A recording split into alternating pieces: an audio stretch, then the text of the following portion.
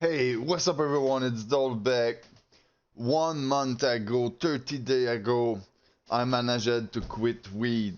And I really wanted to do it. This is why I managed to do it, I think, before in my life. Now I'm 32 years old, and I never kind of wanted to quit it. I always felt like I was better with it, like I was feeling better. But one of the main reason why is I had some physical problem and I was feeling pain constantly and I feel like I was trying to stop my pain and I have like too much energy for the people like hyperactivity or something and so people always try to delete me with Ritalin with some pill for ADHD. When I was young, it's the first drug I took. At first, I was scared, like between 8 to 11 years old, I was scared to take it, to take weed, because one of my brother was taking drug and I see the bad side of it. But um, after, ta after I got some ADHD pills, first day I took it, I kind of did a bad trip on it. Not an overdose, but more like a bad trip. And I hated it. Like I remember I was thinking about only my problem during that day, and I was not able to stop crying because you know my childhood was not perfect. So uh, through this, I take my pills and I put it in my locker at the school, and I did not want to take it, but then they start accumulate, and I had a lot for no reason.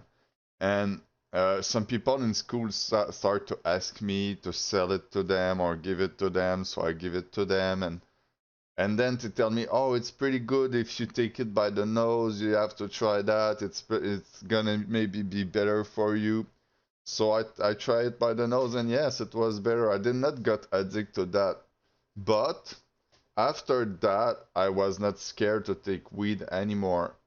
I wasn't like, you see what I mean? For me, my entrance to drug, what was the ADHD pills. And it was the psychologue at the school, the psychologist, I don't know how to say it in English, that recommended to my parent, and he say you have to go see the doctor. The doctor gonna give it, fill a paper, and then yeah. So it's the psychologist at the school that pushed this, and it's the female teacher that pushed it on the psychologist and saying that I had hyperactivity issue. But the reality is I was just built to be an athlete. All right.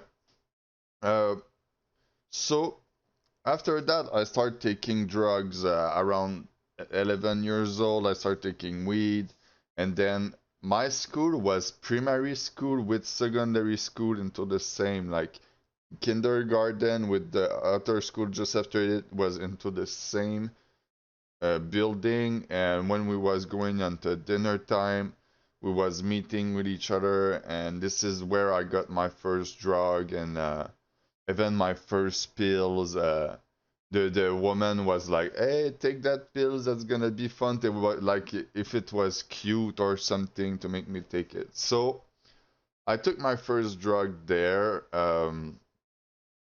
with the same people that was kind of buying me those ADHD pills. And then I quit now, 32 years old. Like I quit the like I started doing speed pills and all those stuff like ecstasy till like between 12 to 18, 19 years old around. And then I quit that, but I always kept smoking weed. For me, the weed, I just like it too much, and it was a way to be on the same level as the other people because I had too much energy. People was like, "Oh shit, just kick him out of the class." Like you see, you're not getting accepted like you are, but people was accepting me more when I was on weed because I was able to sit on a chair and relax, say a couple joke, laugh, and do like the normal more people do. But I can clearly see that I have too much energy to do that type of thing. I always want to ride a bike or do anything like climb a tree. Like I was that type of kid that if I'm near a tree and I have nothing to do, boop, I'm gonna be climbing into it. Like I was just made like that. So yeah. So since I quit weed, there's multiple change. I'm kind of surprised because in my life I quitted I did not quit weed, but I had to stop during some short time. Like I got into kids jail because I was not accepted by my family, and there was no place into the foster family. So I did like 2 years in foster family and then 9 months in kid jail because there was no more space for me anymore. Um, so yeah, during those moments I was quitting here and here, but it was not my I was not willing to quit. I was just doing it because I had to do it. Well, you know, when you got really sick, then you try to regain your health by stopping it during a moment. But yeah, and even recently, like year ago, I quitted it during 8 months. I was like, okay, I'ma quit it and I'ma restart when I'ma be able to control myself. So I quit during 8 months. I was feeling good, and then I'm like, okay, I was gaming with some people, and they was always speaking about that. I was like, okay, it's time for me to retry and try to control it, and I'm not able to do it. So yeah. So then a couple of months after it, I decided to quit, and since I'm not gaming that much right now, my brain is thinking a lot about my past. I'm like into a hyper thinking mode right now, and um, mostly when I'm sleeping. This is kind of crazy. When I'm sleeping, I just keep dreaming. If I wake up at night and I close my eyes, even if it's only for 15 minutes and I fall asleep and I wake up, I did dream during that 15 minutes. This is really weird, and it's all dream that all different, but what I think those dreams are is mostly trauma. The trauma from your past, your memory mixed with it, what you want to do, what you don't want to do, your fear, what you like. It just all that mixed it up into a dream. There's no real significance into it.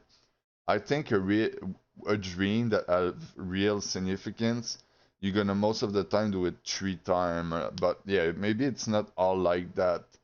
But this is how I feel. If there's really a God that wants to show you something, most of the time you're gonna see it into a Bible and shit like that. Same dream a couple times. So yeah, this is kind of crazy how hard I'm dreaming. Like everything is so clear. Like I like when I wake up, it's still in my head during a moment till I fall asleep again, and I need to go do something else after it because my dream is so intense that it just keeps rolling in my head, and it's all type of weird shit. And when I was young, I found a way to kind of wake up of my dream. They call it a lucid dream because you know when I was in kid jail, I was feeling like I had a lot of trauma, and I was feeling like my family abandoned me and all that shit. So I was doing hardcore dream at that moment, and I kind of had to find a way to escape from it because it was just not good for my brain at this point. So I managed to kind of realize that I am into a dream. You need to see everything that is not real and poof, okay, you're into a dream and you can wake up. But what I start to do right now, since I quitted weed and I really want to work on myself, I just face my dream and try to act accordingly to my belief, and fight the dream with it instead of quitting it. And I don't know if it does progress. I don't know if it's good or bad, but maybe it can help with the everyday temptation.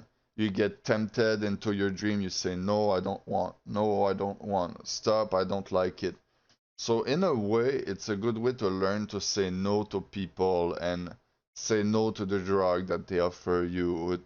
You see what I mean? So, maybe it's just a way for the brain to adapt and, uh, I don't know, just to evolve to. So yeah, the big part now at 30 day is the dream. Like at the start, it was mostly physical when you quit, and then the brain start changing, and yeah.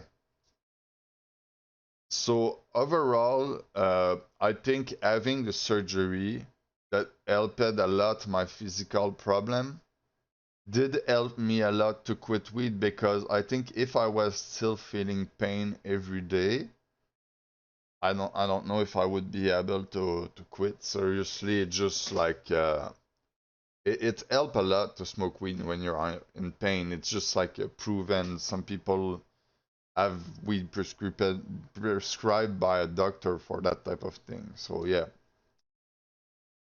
So I think overall the video is long enough like that. I'm gonna do more on the subject. Probably each month I'm gonna do one. And yeah, have a good day. Peace out.